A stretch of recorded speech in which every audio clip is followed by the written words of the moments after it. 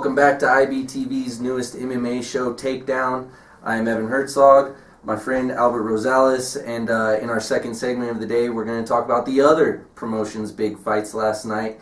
Bellator, I believe 192, took place in Inglewood, California. We had the start of the heavyweight Grand Prix tournament with Chael Sonnen versus Rampage. Really, two guys just eating a lot to get to heavyweight, not really heavyweights in that one. And then we had one of Bellator's biggest fights ever to date, in my opinion, the welterweight title between the then champion Douglas Lima and the former UFC great, now biggest free agent Bellator's ever signed, Rory Red King McDonald. So to kind of start out, I guess I'll kind of lead us. I was very surprised with Chael Sonnen last night. After his last couple fights in Bellator, I kind of got the sense that he was on a money run. But the way he came in last night against Rampage Jackson really showed me that he is kind of in tune to try to go as deep as he can into this Grand Prix tournament. His striking was better than I've seen it in years, to be honest with you, and his wrestling was as top-notch as it always is, and I think those two things combined really overwhelmed Rampage. Rampage looked kind of how Rampage has looked over the last few fights, big, not the same guy from 10, 11 years ago, definitely not the same Pride guy, but he did look a little bit surprised as well with Chael's striking. What do you think, you're kind of talking off air about what makes, Chael's simple striking so hard to deal with, especially in the case against someone like Rampage who doesn't have the top-notch wrestling? Well, to me, just the philosophy we use is if you want to make your MMA striking better, learn to wrestle. Obviously, if I'm fighting somebody who's a great wrestler and I'm worried about that takedown, I'm constantly worried about that takedown, I'm not going to be able to plant my feet to really throw the kind of strikes that I want to throw with any sort of precision or power. And so the threat of Chael Sonnen's wrestling being what it is, the threat of that being there is going to make you hesitate anytime you want to throw. It's going to make you think, oh crap, as soon as I plant my feet to throw a hard right hand, he's going to be under me, he's going to be into my hips. So I think that makes his striking better than it really is, because really he's got very basic striking, but because of his wrestling, it's very effective. It's very effective. What do you think? What are your thoughts on this heavyweight? Again, I use quotation marks, heavyweight Grand Prix tournament in Bellator in general. Seems like we got a lot of middleweights and light heavyweights moving up to fight just a couple really true heavyweights. Honestly, I'm not a fan of it at all. I'm really not. I mean, to me, you've got to me, the best athlete, the best fighter in that entire bracket is Ryan Bader. I would agree. But the problem is he's a light heavyweight, so he's a light heavyweight fighting heavyweight. It seems like you've got a lot of middleweights and light heavyweights fighting, just disguising themselves as heavyweights. And these guys are all past their prime. They're all past their prime. I saw a picture of Frank Mir staring down with Fedor, and he looked huge. He looked like he's going to have to cut 20 pounds just to make the weight limit. And this is at heavyweight. Which is crazy because when he was in his prime, he was sleek. Right. He was never a big heavyweight. I personally, I think Mitrione and Bader are the two top of the class in that bracket. Don't get me wrong. I'd love to see Bader come out and just smash everybody and end up with a heavyweight title. But who knows how that's going to work out. Frank Mir is still dangerous. He's got that ground game, so that's always going to make him dangerous. Plus all the experience. So. Who knows how it's going to turn out. Well, Frank Mir and Fedor are going to fight. That's a fight that people wanted to see 13 years ago, 12 years ago. I'm still going to watch it, but Chael Sonnen's going to get the winner of that fight. Do you see, because those guys are heavyweights, do you see Chael being able to handle either of those guys? Because Frank Mir's boxing's great. We all know what Fedor can do with pretty much all of his striking, even though he's a little long in the tooth.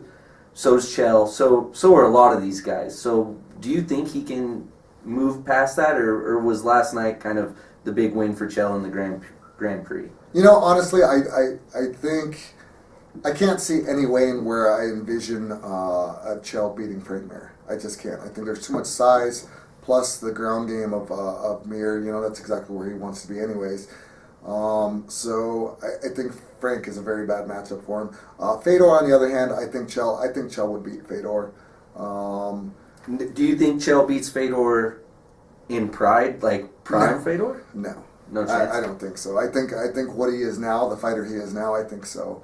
And I base that basically on his wrestling again, on Chael's wrestling. So, he can get some wins in there. I really think, and he's got enough experience. Like he can get by a lot of guys. Well, that's enough of the heavyweight Grand Prix talk. I'm sure we'll be talking a lot about it over the next couple months as we watch this thing kind of play out. I wanted to touch a little bit on the welterweight title fight. In my opinion, it was probably the biggest fight Bellator has ever put on as far as a title fight, and the most important fight that they've put on. Rory McDonald coming over as the biggest free agent signing in MMA history. Just the last couple of years, we've kind of run into this free agency type of thing where fighters are testing the waters, fighting out their contracts. And he came over, he beat Paul Daly. That seemed to me like that was a kind of a undersized matchup anyways, and that Rory should win that fight. It opened up the doors for a title fight with Douglas Lima. Lima, super successful champion and super successful business guy for Bellator. One of their guys, he ended up losing a decision. It was a very close fight. I think it came down to the final round. He looked like he won the fight. I mean, Rory McDonald was carried out of the building. But I wanted to focus on how important it was for Rory to pull this win out for Bellator, because if Rory doesn't win this fight, now you have the guy that you didn't get in free agency, the business guy, the guy who's been with Bellator all along in Douglas Lima, defeating Lorenz Larkin, who was a UFC free agent, coming to Bellator, and then he had a very good chance at beating Rory McDonald. And I see them fighting again. They'll probably make that fight happen again. But I think it was super important for Bellator as an organization for Rory to win that fight, just because if he doesn't, right, it kind of goes against the stigma of going and getting these big free agent guys and signing them. Right. And in a way, it kind of validates Dana White letting him leave and go somewhere else. Right, it makes him look smart. And as far as Rory's concerned, I really think this fight was more important for him than it was for Lima. I feel like Lima can come back from this. He can get a rematch on right. That, right? Whereas Rory, if Rory loses this fight, he's now lost his shots, every shot he had at the UFC welterweight title. Now he comes into Bellator and he's supposed to be the man. And now if he loses this, well, he would be the most talented, youngest gatekeeper in the history of MMA, because that's basically the route he's going to have to take. It's just, well, if you want to get to a title shot, you got to go through Rory McDonald. Yep. So which is why he left UFC in the first place. He had 2 losses to Robbie Lawler. It looked like he was going to be that #1 contender match for a lot of people, like you're talking about. Right. And I think I agree. If he comes over to Bellator just to be the same thing, right, what's the point? Yeah, and honestly, if I'm Rory's manager, I want to wait a little bit before we take that Lima fight. Maybe make Lima fight somebody else. Yeah. Because that's a very dangerous fight, as evidenced by the way Rory looked last night. The way his leg broke his nose again. Right. So that nose is becoming an issue for Rory McDonald. It's a tough fight. Well, and Rory's the kind of fighter, he's the style of fighter that he's going to get in there and he's going to do some work. So I don't know how long his career is going to last taking beatings like this, but, right now he's the champion. So yeah, and you mentioned probably make Lima take another fight, and Lima probably won't be able to wait. We're kind of waiting on. I still haven't heard anything about the injuries that Rory suffered last night. It looked like he busted that nose up again. He's had trouble with that nose since the second Lawler fight, and was probably my favorite MMA fight of all time. And that leg was nasty. He said it himself. He's got a human growing outside of his leg, and it was on the front of his shin, and it did not look good. I haven't seen an update on that yet, but we'll kind of see what those injuries mean for him going forward, and we'll see if Bellator is crazy enough to put him back up against Lima right away, because I agree with you. I think if you're Bellator and you're Scott Coker, you want Lima to earn his way back in. Right. So we'll see. But that does it for our second segment here at IBTV. Find us on ibtv.us or Roku at IBTV. Again, I'm Evan Hertzog. This is Grinders Gym head trainer Albert Rosales.